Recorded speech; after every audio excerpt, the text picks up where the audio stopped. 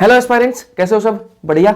आज अपन बात करेंगे विकास की। किसकी बात करेंगे? विकास की। वन शॉट लेक्चर होने वाला है और अगली 35 से 40 मिनट के अंदर, 30 से 35 मिनट के अंदर आपका ये जो चैप्टर है वो आपके दिमाग में पूरा सेट होने वाला है और पूरी जो विकास की बातें हैं ना वो सारी आपके दिमाग में फिल्म की तरह चलने वाली हैं। तो ध्यान से देखना लेक्चर को, ज्यादा टाइम वेस्ट नहीं करेंगे और सीधा लेक्चर पे मूव ऑन करते हैं। मेरा नाम प्रदीप है और आज अपन करेंगे विकास का वन शॉट लेक्चर कंप्लीट करने वाले हैं। तो स्टार्ट करते हैं भैया विकास की।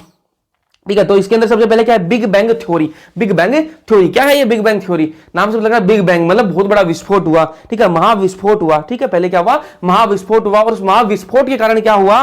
ब्रह्मांड का विस्तार हुआ। किसका विस्तार हुआ? ब्रह्मांड का विस्तार हुआ और तापमान में फिर कमी आई। ठीक है, ब्रह्मांड का विस्तार हो गया और फिर धीरे धीरे तापमान में कमी आई और तापमान में कमी आई उसके बाद में क्या हुआ? बाद में H2 और He मतलब हाइड्रोजन और हीलियम जो गैस है वो बनी। ये सीधी सी बात है। बिग बैंग थ्योरी क्या बोलते हैं? महाविस्फोट हुआ, उसके बाद में जो आपका ब्रह्मांड है उसका विस्तार हुआ, धीरे धीरे तापमान में कमी आई और हाइड्रोजन और जो हीलियम गैस है ये बनी। ठीक है, सीधी सी बात है। उसके बाद में पृथ्वी पर वायुमंडल नहीं था। ठीक है, पहले पृथ्वी पर जो है वायुमंडल नहीं था, पृथ्वी पर कोई वायुमंडल नहीं था। ठीक है, H2O, ठीक है, पानी, CH4 methane, CO2 carbon dioxide और NH3 ये जो गैस है ना, ये जो है ये कहां से निकली? ये कहां से निकली? जो धरातल को ढकने के वाले जो गलित पदार्थ है ना, जो मोल्टन मास था, जो गलित पदार्थ है, इनसे क्या निकला? इनसे निकली H2O, CH4, CO2 और NH3 ये सारी चीजें उनसे निकली। किससे? जो धरातल को ढके हुए थे, कौन? गलित पदार्थ जो धरातल को ढके हुए थे उन्होंने ये रिलीज करी। अब क्या हुआ? H2O जो है ना, उस टाइम पर ओजोन तो कुछ थी नहीं, तो जो यूवी रेडिएशन है, जो सूर्य से जो यूवी की जो रेडिएशन आती थी वो सीधी आती थी, यूवी किरणें जो है वो सीधी आती थी। ठीक है, तो पानी पर क्या हुआ? जो H2O है उस पर यूवी रेडिएशन पड़ी, उस पर यूवी जो किरणें हैं वो पड़ी और जो वाटर है जो H2O है वो टूट गया। किसमें? हाइड्रोजन और ऑक्सीजन में क्या हुआ? वो टूट गया। हाइड्रोजन और ऑक्सीजन में वो टूट गया। अब जो हाइड्रोजन है वो हल्की होती है तो वो हो गई गायब, वो तो उड़ गई। ठीक है, अब बची कौन? ऑक्सीजन बची। तो ऑक्सीजन किसके साथ फिर मिल गई? NH3 और CH4। ये जो NH3 और CH4 थे इनके साथ में वो मिली, ऑक्सीजन मिली और क्या बनाया इसने? पानी बनाया और CO2 बनाई। क्या बनाया? पानी बनाया और CO2 बनाई। उसके बाद आगे चलते हैं, मिलर के प्रयोग की बात करते हैं। मिलर का प्रयोग क्या है? एक साइंटिस्ट थे एसएल मिलर। उन्होंने क्या किया? उन्होंने ये प्रूव करने के लिए कि भैया इवोल्यूशन इस प्रकार से हुआ था, उन्होंने अपनी इस सारी थ्योरी को प्रूव करने के लिए कि भैया इवोल्यूशन इस प्रकार से हुआ था, तो उन्होंने क्या किया? लैब के अंदर क्या किया? उन्होंने वैसी ही कंडीशन क्रिएट करने की कोशिश की, वैसी ही कंडीशन बनाने की कोशिश करी जो पहले उस टाइम पर यूनिवर्स के अंदर थी, वैसे ही सारी चीजें करने की कोशिश करी। उतना ही हाई टेम्परेचर उन्होंने किया, तापमान बढ़ाकर उतना ही तापमान रखा, उतनी वही सारी चीजें, वही सारी गैसेस रखी, ये सारी मिलाकर उन्होंने फिर क्या एक्सपेरिमेंट किया उसकी बात कर लेते हैं। तो ये किसने किया? एसएल मिलर ने किया था ये प्रयोग। और गैस कौन कौन सी काम में ली थी उन्होंने? H2O वाष्प की फॉर्म में लिया था, जो पानी है वो वाष्प की फॉर्म में था। ठीक है, CH4 NH3 H2 ये ध्यान में रखना, क्वेश्चन आया हुआ है। CH4 NH3 H2 ये गैसेस थी। जो H2O था वो वाष्प के फॉर्म में था, वाष्प के रूप में था। ठीक है, तापमान कितना था इसके? जो मिलर का प्रयोग था उसमें तापमान कितना था भैया? 800 डिग्री सेल्सियस। ठीक है, कितना था?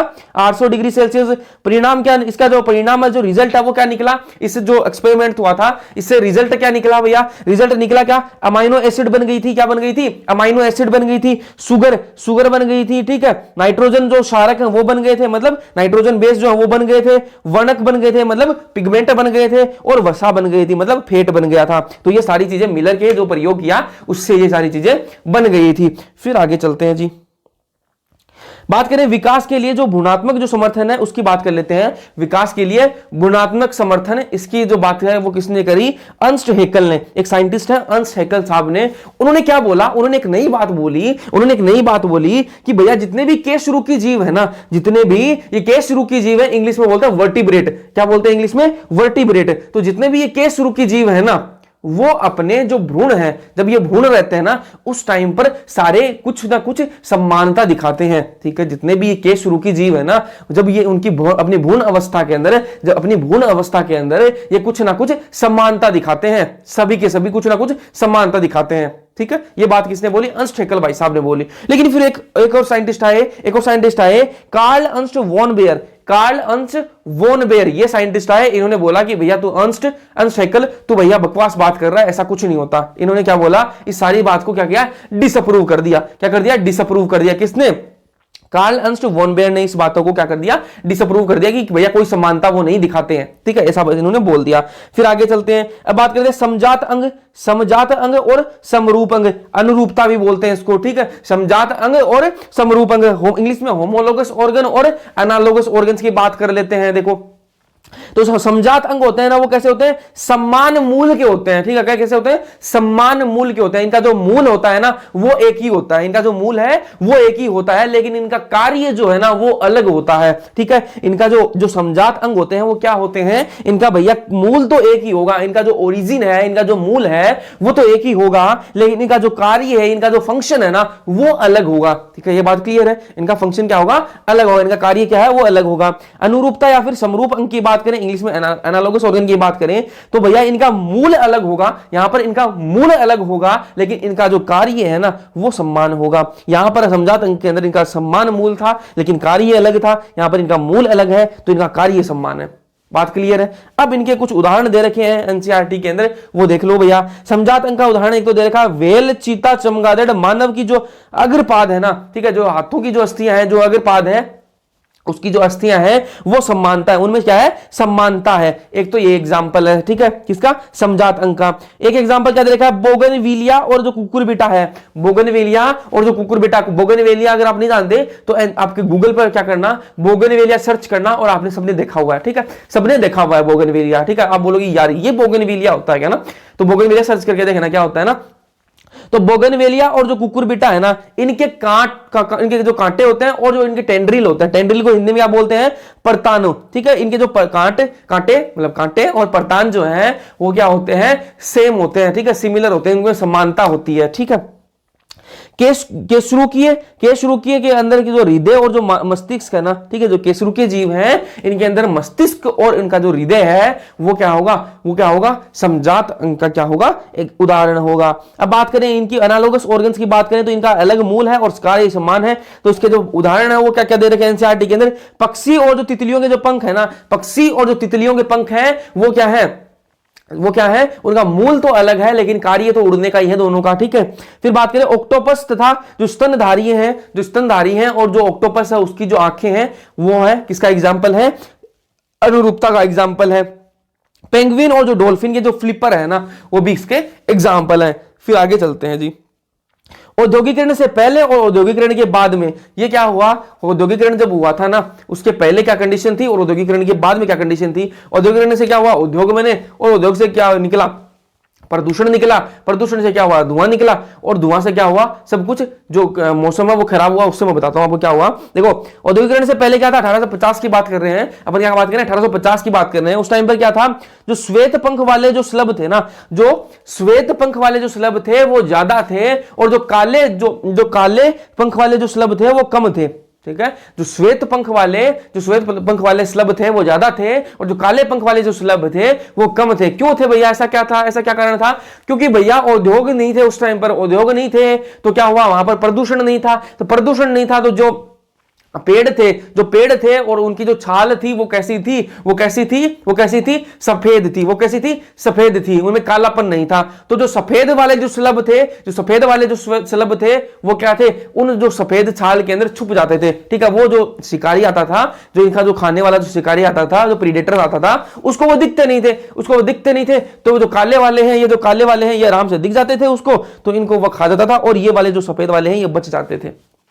लेकिन भैया टाइम जो है वो बदल गया, और क्या हुआ, औद्योगिकरण हो गया। औद्योगिकरण हुआ तो बहुत सारे उद्योग लग गए, तो उससे क्या हुआ, प्रदूषण निकला, और प्रदूषण जब निकला तो जो पेड़ की जो छाल थी वो कैसी हो गई भैया, जो बार्क थी पेड़ की वो कैसी हो गई, काली हो गई। अब क्या हुआ, अब जो काले पंखों वाले जो स्लभ थे वो तो छिप गए, उस काली जो छाल थी पेड़ की उसके अंदर छुप गए, और जो श्वेत पंखों वाले जो स्लभ थे ना, वो अब दिखने लगे। तो शिकारी आया, जो स्लभ था, जो प्रीडेटर था स्लभ का, वो आया और उसने श्वेत वाली खानी स्टार्ट कर दी। वो श्वेत वालों को खाना स्टार्ट कर दिया, क्योंकि काली वाली उनको दिख ही नहीं रही थी। तो यहां पर क्या हुआ, ये काली वाली तो छुप गई और ये जो श्वेत वाली है, जो सफेद वाली है, ये दिखने लगी। तो इनकी जनसंख्या अब जो औद्योगिकरण के बाद में 1920 की बात है, काले पंख वाले जो स्लभ है इनकी जनसंख्या बढ़ गई और श्वेत वाले जो है इनकी घट गई।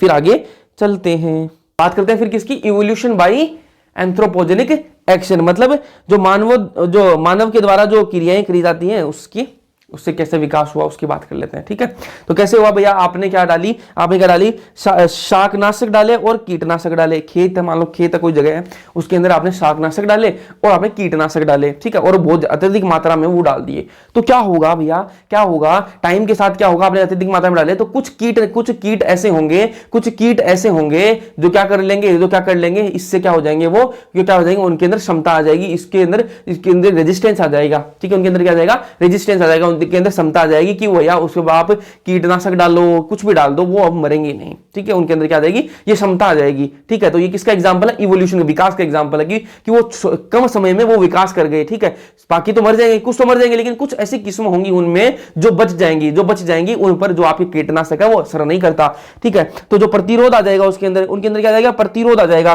तो जो ऐसी जो प्रतिरोध वाली की जो किस्में है ना, ठीक है, उनका क्या होगा, चयन हो जाएगा और वो क्या आएंगी, जीवित रहेंगी। ठीक है, अब बात करेंगे किसकी, अनुकूली विकिरण की। किसकी बात करेंगे, अनुकूली विकिरण की बात करेंगे। इंग्लिश में बात करें तो बात भैया क्या है, एडेप्टिव रेडिएशन। क्या है, एडेप्टिव रेडिएशन। क्या है ये, डार्विन भाई साहब जो है वो गए कहां पर, गैलापागोस आइलैंड पर गए। कहां पर गए, गैलापागोस आइलैंड। ठीक है, एक द्वीप पर गए। ठीक है, वहां पर उन्होंने क्या देखा, चिड़िया देखी, उन्होंने क्या देखी, चिड़कली देखी। क्या देखा, चिड़िया देखी। और चिड़िया क्या देखी, उन्होंने चोंच देखी। गए तो घूमने थे, लेकिन किया उन्होंने वहां पर खराब काम, और आज एग्जाम अपन को पढ़ना पड़ रहा है। ठीक है, तो क्या उन्होंने चिड़िया देख ली। अब चिड़िया देख तो ली, लेकिन उसकी क्या देखी, उन्होंने चोंच देखी। ठीक है, उन्होंने क्या देखी, चिड़िया की भी चोंच देखी उन्होंने। तो कुछ उन्होंने क्या नोटिस किया भैया, कि जो वहां पर चिड़िया थी उनकी अलग अलग चोंच है। ठीक है, मतलब चिड़िया है, एक ही स्पीसीज की प्रजाति उनकी एक ही है, लेकिन उनकी कुछ चिड़िया ऐसी हैं जिनकी चोंच बहुत लंबी है और कुछ चिड़िया ऐसी हैं जिनकी चोंच बहुत छोटी है। ठीक है, तो उन्होंने ये नोटिस किया। तो भैया चिड़िया की जो चोंच है वो बनी किसके लिए थी, वो बनी तो बीज खाने के लिए बनी थी, उनकी चिड़िया की चोंच। लेकिन कुछ चिड़िया जो है वो कैसी हो गई, वो कुछ वहां पर कंडीशन ऐसी हुई, तो कुछ चिड़िया ऐसी हो गई कि वो क्या खाने लगी, कीड़े मकोड़े भी खाने लगी। वो क्या खाने लगी, कीड़े मकोड़े भी खाने लगी। बनी उनकी चोंच किस लिए बनी किस लिए थी, बीज खाने के लिए। लेकिन कुछ चिड़िया क्या खाने लग गई, कीड़े मकोड़े भी खाने लगी। तो उनकी जो चोंच है वो क्या हो गई, अलग हो गई, और जो कुछ की जो चोंच है वो छोटी रह गई। तो ये कहां देखा उन्होंने, चिड़िया की जो चोंच है वो कहां पर देखी उन्होंने, गैलापागोस आइलैंड पर देखी। ठीक है, और ये जो मतलब रियलिटी में तो यह बीज भक्षी, मतलब बीज खाती हैं, लेकिन कुछ चिड़िया ऐसी होगी जो कीट वगैरह ये भी खाने लग गई। ठीक है, तो डार्विन ने जो चोंच है उसकी में विविधता पाई। और इस डार्विन ने जो है वो चिड़िया का नाम क्या दिया, डार्विन फिंचेज। क्या नाम दिया, डार्विन फिंचेज। ठीक है, एग्जाम्पल की बात करें, ठीक है, एडेप्टिव रेडिएशन है जो आपका अनुकूली जो विकिरण है, इसका एग्जाम्पल की बात करें तो डार्विन फिंचेज और शिशुधानी प्राणी। इंग्लिश में बात करें तो ऑस्ट्रेलियन मार्सुपियल। कौन है, ऑस्ट्रेलियन मार्सुपियल। ठीक है जी, फिर बात करेंगे इसकी अभिसारी विकास की। किसकी बात करेंगे, अभिसारी विकास की। इंग्लिश में बात करें तो कन्वर्जेंट इवोल्यूशन।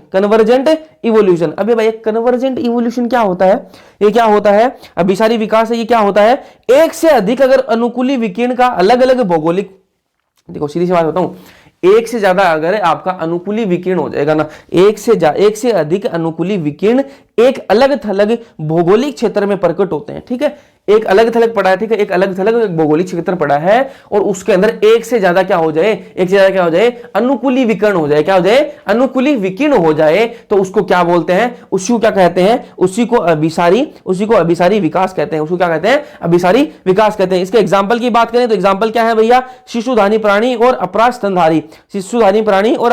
स्तनधारी। इंग्लिश में बात करें तो ऑस्ट्रेलियन मार्सुपियल और प्लेसेंटल ममल्स इसके एग्जाम्पल हैं। फिर बात करेंगे इसकी भैया डार्विनवादी। किसकी बात करेंगे, डार्विनीवाद। इंग्लिश में बात करें डार्विनिज्म। तो डार्विन भाई साहब ने क्या बोला कि भैया जो प्राकृतिक वर्ण है, जो विकास है, ठीक है, मतलब जो फिटनेस है, सीधी सी बात है, कि भैया जो आदमी फिट होगा ना, जो आदमी फिट होगा, ठीक है, जो नेचर है उसी को सिलेक्ट करेगा, ठीक है, जो आदमी जितना फिट होगा नेचर उसी को सिलेक्ट करेगा, वही आदमी क्या कर पाएगा, रिप्रोड्यूस कर पाएगा, और वही उसी आदमी के क्या होंगे, बच्चे होंगे, और वही अपनी जनसंख्या बढ़ा पाएगा। ये बात इन्होंने बोली। तो इन्हें फिटनेस का मतलब क्या है, फिटनेस का मतलब क्या है, मान लो बहुत सर्दी पड़ रही है, बहुत ज्यादा सर्दी पड़ रही है, अब कुछ लोग होंगे वो क्या नहीं कर पाएंगे, सर्दी को सहन नहीं कर पाएंगे, कुछ लोग सर्दी को सहन नहीं कर पाएंगे और वो क्या हो जाएंगे, मर जाएंगे, ठीक है। लेकिन कुछ लोग क्या है वो फिटनेस रहेगी उनकी, ठीक है। फिटनेस किसको बोला है कि कुछ लोग उस सर्दी को सहन कर पा गए, उस कंडीशन को, उस जो एक्सट्रीम कंडीशन है उसको सहन कर पा गए, उन्होंने उसको सहन कर लिया, तो वो क्या क्या कहोगे, उन्हीं की जनरेशन आगे बढ़ेगी, ठीक है, उन्हीं के ज्यादा बच्चे होंगे और वही जीवित रहेंगे, ठीक है। नेचर उन्हीं को सिलेक्ट करेगा, ठीक है, नेचर उन्हीं को सिलेक्ट करेगा। फिर उन्होंने क्या बोली कि भैया जिनके अंदर ये सर्दी वाला गुण है ना, जो सर्दी को झेल गए, तो उनके बच्चे भी जो है ना वो भी क्या करेंगे, उसको झेल ही लेंगे, ठीक है। और ये क्या बोलते हैं कि भैया छोटी विविधता, ये क्या बोलते हैं कि भैया छोटी विविधता और दिशावान, ठीक है। विविधता जो है वो कैसी होगी, छोटी होगी, ठीक है। वेरिएशन जो है वो विकास के अंदर जो विविधता आएगी वो छोटी होगी और दिशावान होगी, कैसी होगी, दिशावान होगी। फिर एक भाई साहब थे लेमार्क, उन्होंने क्या बोला, उपार्जित लक्षणों की वंशागति होती है, उपार्जित लक्षणों की वंशागति होती है। इंग्लिश में बात करें तो एक्वायर्ड कैरेक्टर्स की इनहेरिटेंस होगी, ठीक है, इनहेरिटेंस ऑफ एक्वायर्ड कैरेक्टर्स। मतलब ये है कि भैया इन्होंने सीधी सी बात ये बोली कि कोई इंसान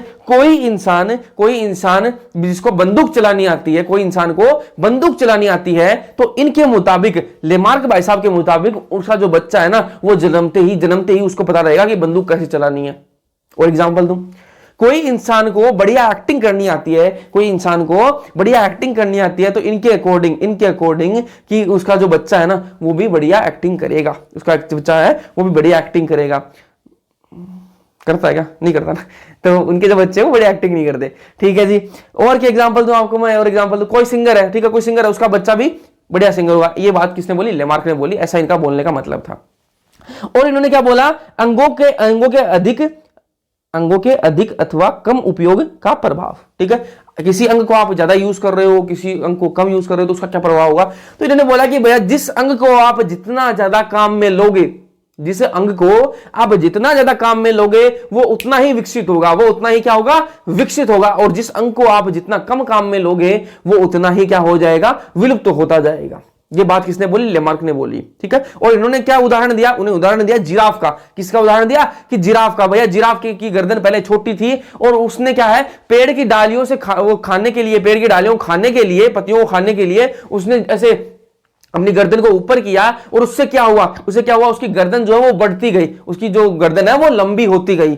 तो उसका एग्जाम्पल दिया। लेकिन भैया इसको एग्जाम्पल तो एक बार में ही इसका एक जो है ये जो वाली बात है ये कुछ जगह पर लागू भी होती है ना, कुछ जगह पर लागू भी होती है, लेकिन इसको डिस्कार्ड कर दिया कि भैया जो आंखें हैं, ठीक, आंखें जो है वो मतलब जैसे अपन ज्यादा पढ़ेंगे, ज्यादा मोबाइल चलाएंगे तो आंखें जो है वो और उनकी रोशनी और बढ़नी चाहिए, लेकिन ऐसा नहीं होता ना, वो क्या हो जाती, अपनी आंखों के चश्मा लग जाता, आंखें खराब हो जाती है। तो बस वो ये बस डिस्कार्ड हो गई, ऐसी बातें नहीं, कुछ नहीं कि जितना ज्यादा यूज करोगे उतना ज्यादा बढ़ेगा। कुछ जगह ठीक है कि भाई जितना दिमाग चलाओगे उतना ज्यादा बढ़ेगा, ठीक है। चलते हैं फिर आगे। अब एक डार्विन भाई साहब थे और एक भाई साहब थे हुगो डिवरीज। क्या नाम था, हुगो डिवरीज। एक तो डार्विन थे, एक हुगो डिवरीज, दोनों ने बिल्कुल अलग अलग बातें बोली। हुगो डिवरीज का एक बात आप ध्यान में रखना कि हुगो डिवरीज ने काम किस पर किया था, इवनिंग प्राइम रोज पर। एग्जाम के अंदर आया हुआ है, वापस आ सकता है कि इवनिंग प्राइम रोज है, इस पर काम किसने किया था, आपका हुगो डिवरीज ने काम किया था। किसने काम किया था, हुगो डिवरीज ने।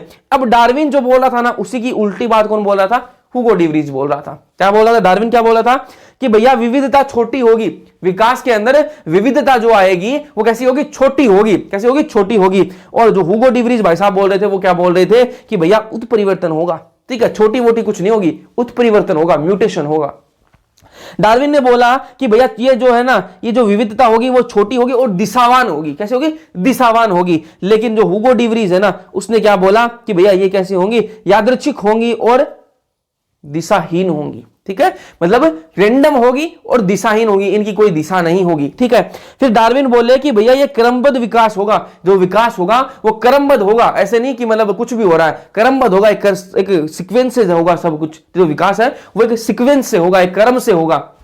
जो हुगो डिवरीज भाई साहब इसके जवाब में क्या बोले कि भैया क्रमबद्ध विरमबद्ध कुछ नहीं होगा, ठीक है। एक विशाल परिवर्तन होगा, एक साथ में एक विशाल परिवर्तन होगा, ठीक है। एक बड़ा एक जो विशाल जो परिवर्तन होगा, ठीक है, एक बार में ही विशाल परिवर्तन होगा, ठीक है।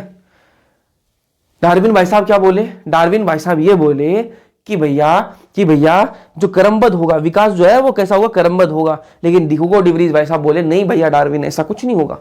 जो विकास है ना वो ऐसे नहीं होता, धीरे धीरे नहीं होता। वो कैसे होगा? एक बार में ही बड़ा परिवर्तन होगा और विकास होगा, ठीक है। एक बार में ही बड़ा परिवर्तन हो जाएगा और विकास होगा। और इसका नाम क्या लिया इन्होंने? साल्टेशन।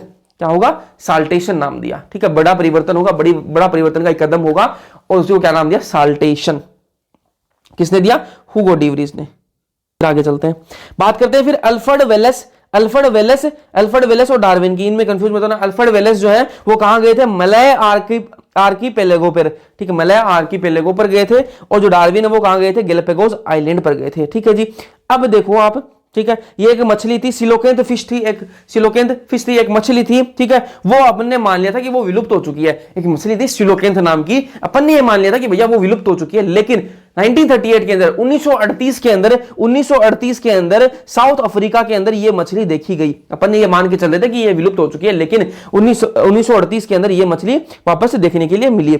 सबसे बड़ा जो डायनासोर है वो कौन सा था? सबसे बड़ा जो डायनासोर था वो कौन सा था? टायरेनोसोर्स। कौन सा था? टायरेनोसोर्स नाम का जो डायनासोर था वो सबसे बड़ा था। और इसकी हाइट कितनी थी? 20 फीट की हाइट थी। कितनी हाइट थी? 20 फीट की हाइट थी। हाइट कितनी थी इसकी? 20 फीट की हाइट थी भैया, ठीक है। सबसे पहले जो स्तनधारी है वो कैसे थे? श्रू जैसे थे। कैसे थे? मंजूरू जैसे थे। कैसे थे? मंजूरू जैसे थे। इसके जो सबसे पहले जो स्तनधारी थे वो कैसे थे? श्रू जैसे, मंजूरू जैसे थे, ठीक है। एक हुआ था महाद्वीपीय विचलन हुआ था। क्या हुआ था? महाद्वीपीय विचलन के कारण जो साउथ अमेरिका था और जो नॉर्थ अमेरिका था वो पास आ गए थे। क्या हुए थे? पास आ गए थे। उससे क्या हुआ? जो साउथ अमेरिका के अंदर जो एनिमल थे, जो जानवर थे, और जो नॉर्थ अमेरिका के अंदर जो जानवर थे, तो साउथ अमेरिका वाले जो जानवर थे उनके ऊपर ये जो है ना नॉर्थ अमेरिकन जो जानवर थे ये क्या हो गए? हावी हो गए, ठीक है। महाद्वीपीय विचलन हुआ और उससे क्या हुआ? दोनों जो है ये पास आ गए। कौन? साउथ अमेरिका और नॉर्थ अमेरिका। और उससे क्या हुआ? जो नॉर्थ अमेरिका के अंदर जो जानवर थे वो साउथ अमेरिका वाले जानवरों पर क्या हो गए? प्रभावी हो गए, जो उन पे क्या हो गए? हावी हो गए, ठीक है। और क्या हुआ? एक महाद्वीपीय विस्थापन हुआ, और उससे क्या हुआ? जो ऑस्ट्रेलिया जो महाद्वीप है वो क्या हो गया? अलग हो गया। ऑस्ट्रेलिया महाद्वीप क्या हो गया? अलग हो गया। और उससे फायदा क्या हुआ? अलग होने से उसका फायदा क्या हुआ? जो ऑस्ट्रेलियाई जो स्तनधारी है ना, जो पाउच वाले हैं, जैसे कंगारू है, ठीक है, तो कंगारू है, ऐसे जो ऑस्ट्रेलियाई जो है ना स्तनधारी हैं उनको क्या फायदा हुआ? वो बच गए भैया, वो जीवित रह गए। क्योंकि इनका जो कॉन्टिनेंट है, इनका जो महाद्वीप है वो अलग हो गया, ठीक है। महाद्वीप जो है वो अलग हो गया, उससे वो बच गए, वरना उनको कोई ना कोई जानवर खा जाता, ठीक है। फिर आगे चलते हैं। अब आ गए पादप विकास की। किसकी बात करेंगे? पादप विकास की, इंग्लिश में प्लांट इवोल्यूशन की, ठीक है। अब आप देखो, एक होता है एरा और एक होता है पीरियड। जो एरा होता है वो बड़ा होता है और जो पीरियड होता है वो छोटा होता है, ठीक है जी। अब इसके अंदर पैसे कैसे लेंगे? पुराने टाइम से अपन आज के टाइम में आएंगे, ठीक है। ध्यान से सुनना, ठीक है। सबसे पहले जो एरा आया वो कौन सा था?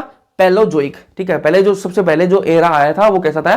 पलियोजोइक आया था, ठीक है। उसके बाद में है मीजोजोइक और उसके बाद में अब जो चल रहा है वो कौन सा है? सिनोजोइक है। पहले प्लेयोजोइक, उसके बाद में मीजोजोइक और उसके बाद में जो अब चल रहा है वो कौन सा है? सिनोजोइक, ठीक है जी। अब P फॉर पुराना, ठीक है, P फॉर पुराना और P फॉर प्लियोजोइक। तो सबसे पुराना कौन सा? प्लियोजोइक है, ठीक है। अब इन अलग अलग एरा के अंदर अलग अलग क्या है? पीरियड है। जो आपके एनसीईआरटी के अंदर जो डायग्राम के अंदर देखे ना वही समझाने की कोशिश कर रहा हूं, ठीक है। तो ध्यान से सुनो। तो पीरियड है, ठीक है। अब जो पीरियड है वो कौन कौन से है? जो प्लियोजोइक है उसके अंदर पहले सबसे पुराना जो है ना वो कौन सा है? सिलूरियन। सबसे पुराना वो कौन सा है? सिलूरियन है। उसके बाद में देवोनियन, उसके बाद में कार्बोनिफेरस, उसके बाद में पर्मियन। और मीजोजोइक के अंदर सबसे पुराना जो पीरियड है वो कौन सा? ट्राइसिक, जुरासिक और फिर है क्या? क्रिटेशियस। उसके बाद में सिनोजोइक के अंदर है तृतीयक और चतुर्थ। ये है इसके अंदर पीरियड है। अब कौन से पीरियड के अंदर कौन सा क्या आया वो बात कर लेते हैं। कौन से पीरियड के अंदर कौन क्या आया वो बात कर लेते हैं। तो भैया आपकी जो प्लांट किंगडम है ना, वो आपने पढ़ रखा होगा 11वीं क्लास के अंदर, ठीक है। थोड़ा तो पढ़ाई होगा ना। तो उसके अंदर क्या है भैया?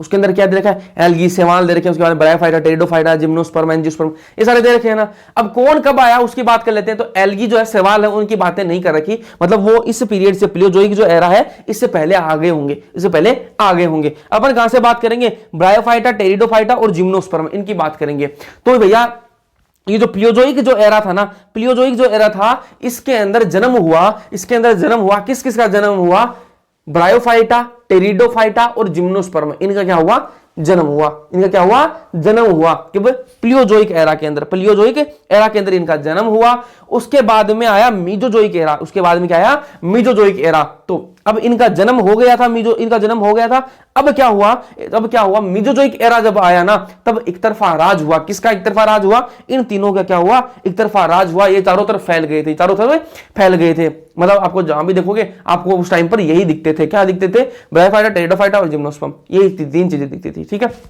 तो ये फैल गए थे मीजोजोइक के अंदर। लेकिन मीजोजोइक के अंदर जब ये इनका राज चल रहा था, उस टाइम पर एक का जन्म हुआ था। किसका जन्म हुआ, एंजियोस्पर्म का। एंजियोस्पर्म का उस टाइम पर क्या हुआ, जन्म हुआ था, ठीक है। इनका राज था और एंजियोस्पर्म का उस टाइम जन्म हुआ था। अब आ गया फिर सिनोजोइक एरा, फिर कौन सा आ गया, सिनोजोइक एरा आ गया। और सिनोजोइक एरा के अंदर, सिनोजोइक एरा के अंदर किसका राज हो गया, एंजियोस्पर्म का। जो जन्मा था ना मीजोजोइक के अंदर, एंजियोस्पर्म जन्मा था, अब उसका राज हो गया, ठीक है। हर तरफ आज के टाइम पे आपको ज्यादातर क्या दिखते हैं, एंजियोस्पर्म तो दिखते हैं, एंजियोस्पर्म जो पादप है वही तो दिखते हैं आपको, ठीक है। चलो जी फिर आगे चलते हैं। अब बात करते हैं एनिमल इवोल्यूशन की, ठीक है। जो केस शुरू के जो है ना, उनकी विकास की बात कर लेते हैं, ठीक है। वही सारा है, एरा पीरियड वैसा ही है। कब कौन आया उसकी बात कर लेते हैं भैया। जो प्लियोजोइक जो एरा है उसके अंदर पीरियड मैंने आपको बता दिए। अब कौन से पीरियड के अंदर कौन आए वो मैं आपको बता दूंगा। तो अपन कैसे चलेंगे, पानी से अपन हवा तक का सफर करेंगे, पानी से अपन हवा तक का सफर करेंगे। तो पानी के अंदर कौन रहती है, मछलियां रहती है। पानी के अंदर कौन रहती है, मछलियां रहती है। तो सबसे पहले कौन आई, फिशेस आई। कब सबसे पहले कौन आई, फिशेस आई। कब, कहां पर, कौन से पीरियड के अंदर आई, सिलूरियन। सिलूरियन के अंदर कौन आई, आपकी मछलियां आई, ठीक है। उसके बाद में कौन आया, अब पानी के अंदर तो आ गई, उसके पानी के बाद में अपन को क्या आना है, जमीन पर आना है, जमीन पर आना है। तो फिर पानी के बाद में ऐसे आ गए जो जमीन पर भी रह सकते हैं और पानी के अंदर भी रह सकते हैं। फिशेस जो है वो सिर्फ पानी के अंदर रह सकती है, मछलियां हैं वो सिर्फ पानी के अंदर रख सकती हैं। लेकिन अपन को जमीन पर भी आना पड़ेगा, तो एकदम से नहीं आ सकते ना, एकदम से जमीन पर थोड़ा आ सकते हैं। तो क्या करना पड़ेगा, वो ऐसा आया जो पानी के अंदर भी रह सकता है और जमीन पर भी रह सकता है। तो वो कौन थे, एम्फीबियंस। कौन थे, एम्फीबियंस। ये कब आए, देवोनियन के अंदर। देवोनियन जो पीरियड था उसके अंदर कौन आए, एम्फीबियंस आए। अब एम्फीबियन जो है वो पानी के अंदर भी रह सकते हैं और जमीन पर भी आ सकते हैं। लेकिन फिर ऐसा आया जो जमीन पर रह सकता है, सिर्फ और सिर्फ जमीन पर रह सकता है। फिर जमीन पर रहने वाला आ गया, वो कौन है, रेप्टाइल्स। कौन है, रेप्टाइल्स। लेकिन रेप्टाइल्स जो है वो रेंग रेंग के चलते हैं। रेप्टाइल्स कब आए, रेप्टाइल्स आए कार्बोनीफेरस के अंदर। कार्बोनीफेरस जो पीरियड है इसके अंदर कौन आए, रेप्टाइल आए। रेप्टाइल जो है वो रेंग रेंग के चलते हैं, रेंग रेंग के चलते हैं। अपन को हवा तक जाना है, ठीक है, तो ये रेंग रेंग के चलते थे। फिर आए कौन, फिर आए ममल्स। कौन है, स्तनधारी जो ममल्स हैं वो आए, ठीक है। ममल्स जो वो चलते हैं, ठीक है, वो रेंग थोड़ा चलते हैं, वो तो चलते हैं ना, पैर से चलते हैं। तो फिर वो कब आए, जो परमियन है उसके अंदर कुछ नहीं है। ट्राइसिक जो पीरियड है उसके अंदर आए ममल्स आए, ठीक है। और ममल्स कैसे हैं, चलते हैं, ममल्स तो चलते हैं। अब अपन को तो हवा के अंदर उड़ना है, पानी से हवा तक का सफर करना है। तो हवा के अंदर कौन उड़ता है, बर्ड्स। फिर कब आए, जुरासिक के अंदर कौन आया, बर्ड्स आए, आपके पक्षी आ गए, ठीक है। कौन आए, पक्षी आए। तो मैंने आपको बता दिया पानी से हवा तक का सारा सफर। अब इस तरह से याद रखोगी तो आपको याद रहेगा। और ये एक बार वापस रिवाइज कर लेना क्योंकि इंपॉर्टेंट है भैया। फिर आगे चलते हैं, बात करेंगे हार्डी वेनबर्ग सिद्धांत की बात करेंगे। तो इसके अंदर आपको दो चीजें आपको ध्यान में रखनी है। P + Q = कितना होता है, 1 होता है, ठीक है, 1 होता है, ठीक है। P बराबर क्या होता है, A, और Q बराबर स्मॉल a। मतलब क्या है इसका, ये प्रभावी है, ये प्रभावी होगा, और ये कैसा है, अप्रभावी है। ये प्रभावी है, कैपिटल वाला क्या है, प्रभावी है, और स्मॉल वाला क्या है, अप्रभावी है।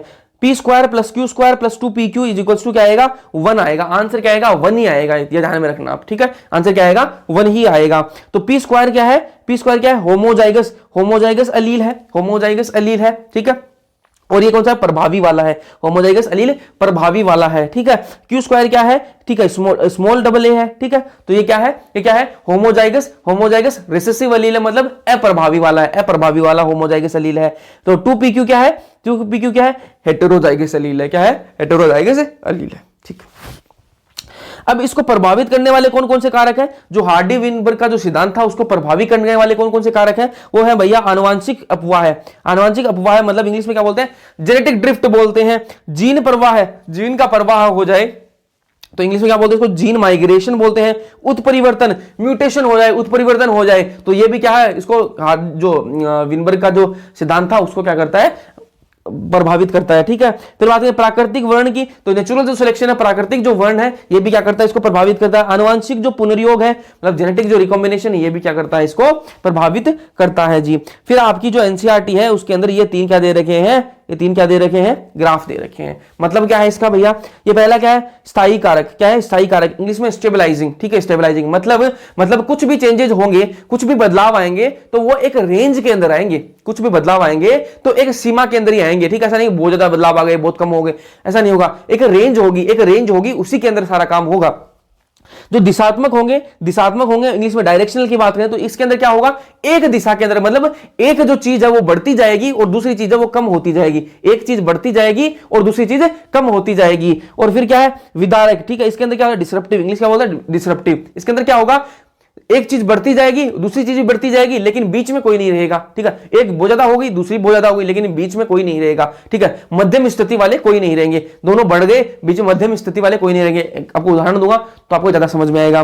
बात है स्थायी कारक स्टेबलाइजिंग का एग्जांपल क्या है, बर्थ वेट ऑफ ह्यूमंस। जब वो मानव के अंदर जो बच्चा होता है ना, मानव का जो बच्चा होता है, जब उसका जन्म होता है तब उसका एक वजन होता है। ठीक है, जो बच्चा होता है उसका जो वजन होता है वो एक रेंज के अंदर होता है, एक सीमा के अंदर ही होता है। ठीक है, अगर उस सीमा से उस बच्चे का जो वजन है वो कम हो जाएगा, ठीक है, उस सीमा से उस बच्चे का जो वजन है वो कम रहेगा तो बच्चे की मृत्यु हो जानी है। ठीक है, और अगर उस सीमा से अगर वो बच्चे का वजन है वो ज्यादा हुआ तो बच्चे की डिलीवरी नहीं हो पाएगी, तो जो मदर है उसकी डेथ होने के चांसेस है। तो मतलब एक सीमा के अंदर है। ठीक है, तो ये किसका एग्जाम्पल है, स्थायी कारक का। ठीक है, फिर दिशात्मक का एग्जाम्पल आपको बताऊं तो जिराफ नेक लेंथ। ठीक है, जो जिराफ की जो गर्दन की जो लंबाई है वो किसका एग्जाम्पल है, दिशात्मक का। कैसे है भैया, कि कुछ जो जिराफ थे उनकी जो गर्दन की जो लंबाई है वो बढ़ गई और कुछ की छोटी थी। ठीक है, तो जो छोटी वाले हैं वो तो क्या हो गए, विलुप्त हो गए, और जो बड़ी वाले हैं वही फिर उनका एक तरफा राज हुआ।